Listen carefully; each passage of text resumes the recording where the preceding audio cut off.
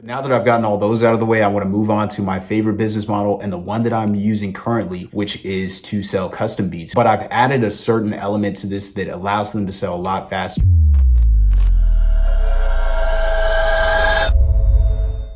I appreciate all the support. If you guys would like and comment and subscribe to the channel, then we'll get into the video.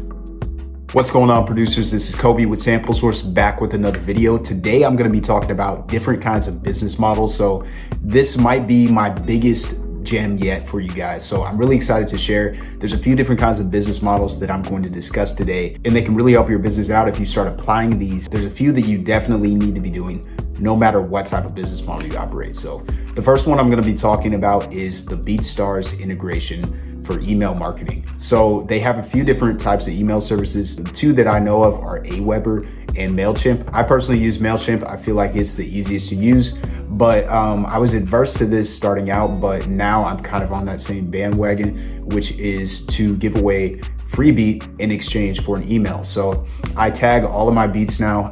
I didn't used to do that actually, and it really didn't affect my sales at all because I had a really specific niche, and all of the people that I was doing business with, they never stole any of my beats. They always really respected my craft. But now that I've built up my fan base a little bit more, I tag all of my beats, I upload them to Beatstars, and then I click the check mark that allows them to download that beat for free in exchange for an email. You might think email is the dinosaur age of marketing. It's still very effective. I get open rates as high as 60, 70%. And even though my list is under 1,000 artists, I'm still able to sell a couple of beats a month just using a few simple techniques. So I explained the way that I sell beats through email in my beat selling guide, but I'm not gonna get into it in this video. I know there's a lot of videos out there on YouTube explaining how different producers are selling beats through email marketing. So you might wanna educate yourself on those if you want to really get into this method. But I personally use email more for brand awareness, for sharing my beats with artists, and if they haven't heard them on Instagram, then they might hear them through my email and end up buying beats. So that's the first business model. I know a lot of producers have scaled this up to a massive level where they're able to market to thousands and thousands of artists. So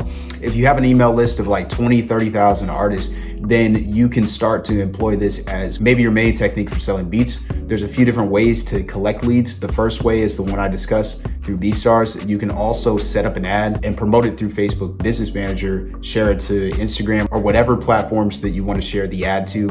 And you would have a lead magnet that has maybe, 3 or 5 different beats that you have available for free download, and you would exchange those in return for an email. So let's move on to the second business model. This is using bulk deals. This is one of my favorites. I actually sold 4 beats today using the bulk deal method. So what I personally do is buy one, get one free. And then whenever I come across an artist that's interested in my beats or some artists that I've reached out to, I'll offer to open up a buy one, get 3 free discount for them. And that way I'm adding value to the artist, but I'm also doing something personal for them. They really see the value in that, and it's a lot easier to sell beats that way. And I know Gummy Beats has said this, if you've heard of him. He said that basically at the end of the day, we as producers are selling air. So it's just a digital file. You might feel like you're lowering the value of your beats if you do this with too much of a bulk deal, say like a buy one, get 10 free. That might be too much, but at the end of the day, if the artist can keep coming back and getting some kind of value from you, then you can continue to do this, and they're able to make a lot of songs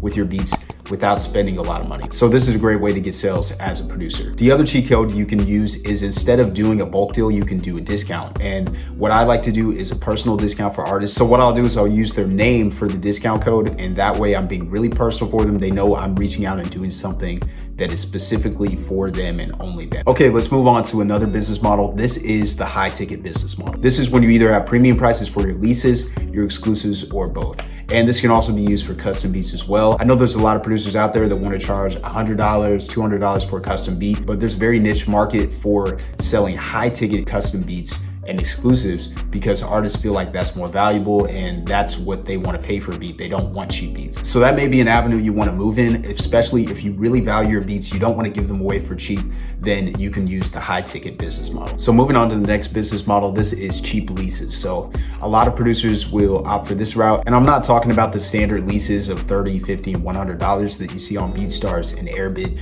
I'm talking about actually lowering your prices even further. So I've seen as low as 99-cent beats, and And a lot of producers frown upon this because they think it's ruining the producer community. They think it's ruining the way that artists view producers, and they start to deem us as less valuable because we're lowering the value of our work so much. I actually would argue against this. I've seen the producer DJ Payne 1 give the example of Coca-Cola and the fact that they sell 67-cent soda cans and they're a multi-billion-dollar company. So it's obviously a lot to do with marketing. It's a lot to do with branding. So you have to decide if that's for you or not. I personally don't like the cheap lease model because you have to sell so much volume in order to make ends meet that it doesn't seem like it's a viable source of income unless you're putting a lot into the advertising promotion.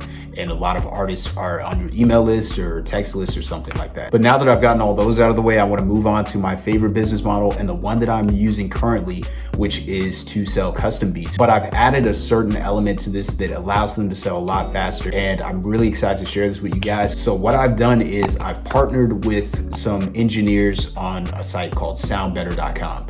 And the reason that I did this is whenever an artist reaches out to me and says that they want a beat from me, I offer them my custom beat service, which is to do a custom beat for them. They get the exclusive rights to the beat, and they also get free mixing and mastering. So this is something that artists are always looking for. They're always looking for artwork, mixing and mastering, as well as music videos. So I wanted to be able to offer this service to them. So by partnering with engineers that charge a lot less than the standard rate, I'm able to give them professional quality beats, but I'm also able to give them a free service that is coming out of my pocket, and I'm still able to profit. So this is a great business model, and I've already lined up a lot of sales just by implementing this into my business. So if you're making custom beats and you're trying to get more clients, I advise that you steal this business model. You can find engineers on a lot of websites. Just look through and find some that offer reasonable rates. Look through their references or ask if you need them to email you some, and make sure they're doing professional quality work and that they work with the same genres of beats that you make. So that way it makes everything really cohesive and smooth. And so the reason I partner with 3 is because if I'm working on multiple projects, I'm able to still get a really good turnaround time.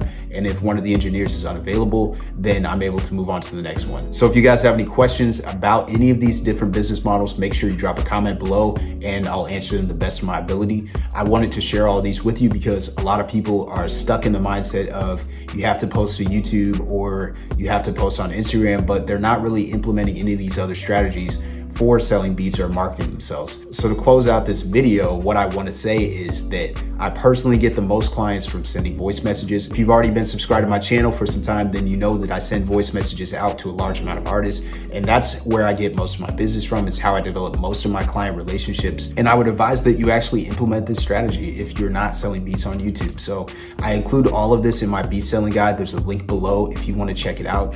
And it's already gotten some great reviews and response from producers who have invested in that. So make sure you check that out and make sure you subscribe to the channel if you haven't already. I really appreciate the support that I've gotten so far and the love that you guys have shown. So I'll continue to put out 2 videos a week, and I look forward to sharing more with you guys. I'll see you in the next one.